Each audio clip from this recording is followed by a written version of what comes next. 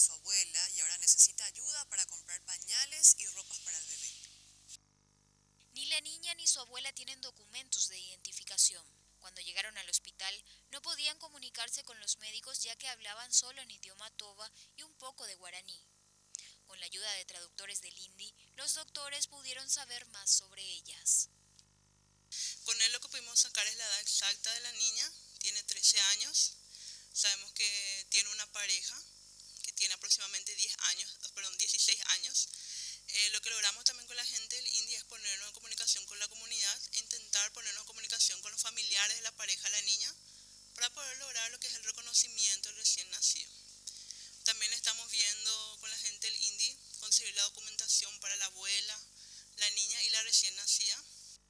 Mediante un parto normal, la niña dio a luz a una bebé que pesó 3 kilos 300. Si bien ambas se encuentran en perfecto estado de salud, necesitan ayuda ya que llegaron a la capital sin más de lo que vestían ese día.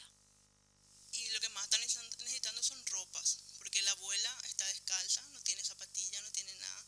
Están con la misma ropa de que llegaron, ahora estamos tratando de conseguir algunas cosas.